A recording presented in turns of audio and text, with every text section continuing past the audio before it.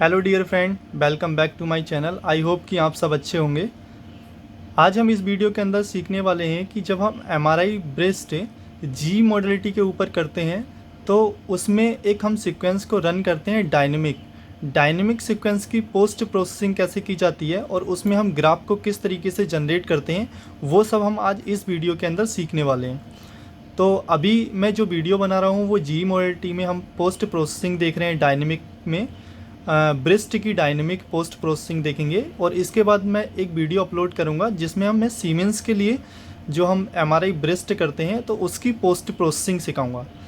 तो चलिए अभी हम इस मॉडलिटी पे सीखते हैं कि किस तरीके से डायनेमिक जो हमारा सीक्वेंस रन होता है एमआरआई ब्रेस्ट में उसकी पोस्ट प्रोसेसिंग कैसे करते हैं। तो सबसे पहले हमें वो पेशेंट फाइंड करना है जिसकी हम पोस्ट प्रोसेसिंग करेंगे। अभी हमने एक पेशेंट है रामूर्ति नाम से, इनका हमने एमआरआई ब्रेस्ट किया है विथ डायनेमिक स्कैन। अभी हम क्या करेंगे कि जो हमने डायनेमिक स्कैन इसमें लिए हैं वो हम सेलेक्ट करेंगे। तो देखिए हमारे पास ये सीक्वेंस है, ये डायनेमिक सीक्वेंस है जिसमें जी में वाइब्रेंट नाम से आते हैं। ये देखिए आप। अभी हम क्या करेंगे, इसके 6 फेस मैंने लिए हैं यहाँ पे और 6 के 6 फेस को मैं सेलेक्ट कर लूँगा। तो मैंने यहाँ से वाइब्रेंट से लेके मैंने 6 फेस को इसके कवर कर लिया, मतलब सेलेक्ट कर लिया। और सेलेक्ट करने के बाद में मैं कहाँ जाऊँगा, फंक टूल में जाऊँगा। फंक टूल में जब मैं गया तो वहाँ मुझे क्या करना है कि ये आप देख रहे हैं SER करके एक ऑप्शन है, इसे मैंने ऑन करना है। ठीक है, और यहाँ मैंने क्या करना है, क्लोज़ करना है इसे। ठीक है, मैंने इसे ऑन कर लिया SER को। अब ये क्या हुआ कि ब्रेस्ट वाले जो मतलब मैंने डायनेमिक सीक्वेंस उठाया है वो ब्रेस्ट की पोस्ट प्रोसेसिंग के लिए मुझे ये वाला सीक्वेंस को ऑन करना होता है। अब मैंने ऑन करने के बाद में अब जिस रीजन पे ब्रेस्ट में लीजन आ रहा है वहाँ मुझे ROI को रखना है और ग्राफ को जनरेट करना है। देखिए मैंने इससे पहले बताया था कि मैंने यहाँ पे 6 फेस डाले हैं। अभी आप देखेंगे कि यहाँ पे 6 तरीके की इमेज होंगी, यानी एक फेस से एक इमेज ली है यहाँ पे। तो ये मेरे पहले फेस की एक इमेज है, दूसरे फेस की ये इमेज है, तीसरे की ये, चौथे की ये, पाँचवें की ये और छठे की ये। और ये मेरे पास 6 फेस की 6 इमेजेस है मेरे स्क्रीन पे। अभी क्या करना है कि मुझे हर एक फेस में एक एक ग्राफ को जनरेट करना है। तो अभी मैं क्या है कि ये मैंने पहले वाले फेस की इमेजेस ली हैं। अब यहाँ पे मैं ROI रखूँगा लीजन में, और ROI रखने के बाद में यहाँ पे मैं जो ग्राफ है उससे जनरेट करूँगा। तो ROI के लिए आप यहाँ पे जाएंगे, ये एक ऑप्शन होता है क्रिएट एलिप्स ROI करके, आप वहाँ पे क्लिक करेंगे और ये ROI आपका ऊपर आ गया।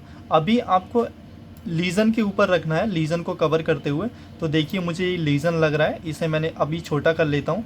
मैंने इसे छोटा कर लिया, ये देखिए, और ये मेरा ग्राफ जनरेट हुआ। ये देखिए आप, ये जो ग्राफ जनरेट हुआ है ये इस ROI से जनरेट हुआ है। ठीक है, अभी क्या करना है, मुझे इस वाली इमेजेस को और इस ग्राफ को सेव करना है। तो अभी मैं इस इमेज पे क्लिक करूँगा, राइट क्लिक करूँगा और सेव व्यू पे क्लिक करके छोड़ दूंगा। अब ये मेरे पास इमेज सेव हो गई।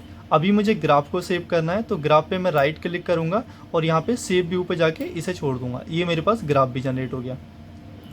अभी मेरे पास पहले फेस का जो ग्राफ है वो जनरेट हुआ है। अब मुझे सेकंड फेस का ग्राफ लाना है, तो सेकंड वाली इमेजेस मेरे पास ये हैं। अब सेम ROI मैं वहाँ से उठाऊँगा। अब इस ROI को मैं दूसरे टिश्यू पे रख दूँगा जो कि इन्फेक्टिव है। अभी मैंने यहाँ पे क्या किया है कि इस वाले टिश्यू पे मैंने रख दिया, इसे छोटा कर लिया ROI, और ये मैंने रखा है। अभी मेरा दूसरा ग्राफ भी जनरेट हुआ है। इस इमेज को मैं सेव कर लूँगा। सेव करने के लिए मुझे यहाँ पे राइट क्लिक करना है और सेव व्यू पे जाना है। सेव व्यू पे जाके ये सेव हो गया, और ग्राफ को सेव करने के लिए राइट क्लिक करना है और सेव व्यू करना है। ये मेरे 2 फेस हो चुके हैं।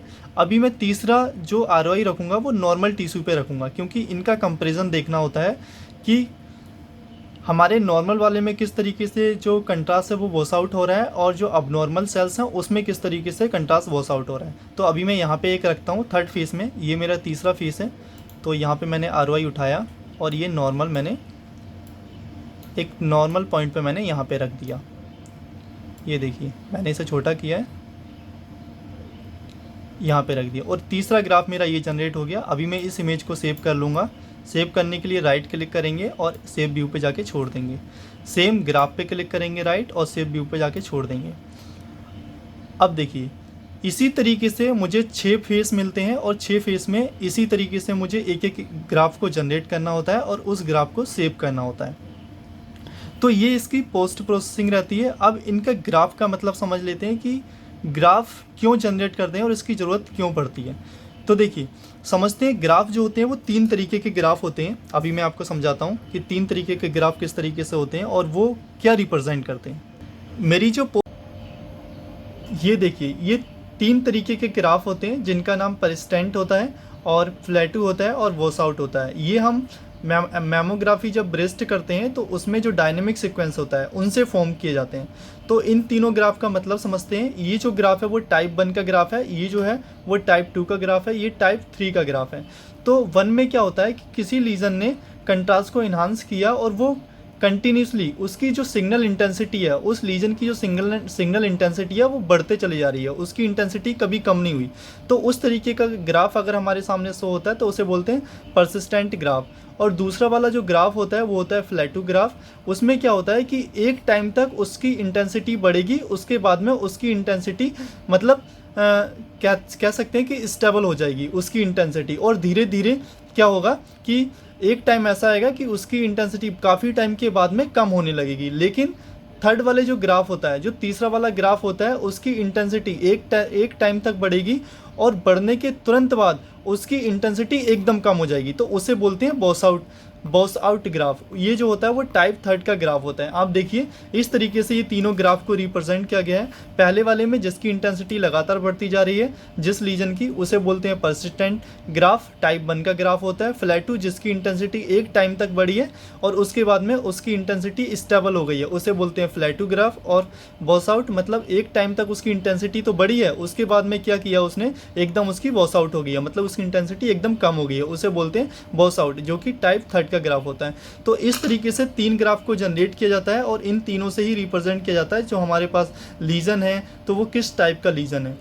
तो thank you so much for watching my channel. I hope कि आपको वीडियो पसंद आई हो। अगर मेरी वीडियो पसंद आई है तो लाइक करिए, सब्सक्राइब करिए और शेयर करिए। Thank you.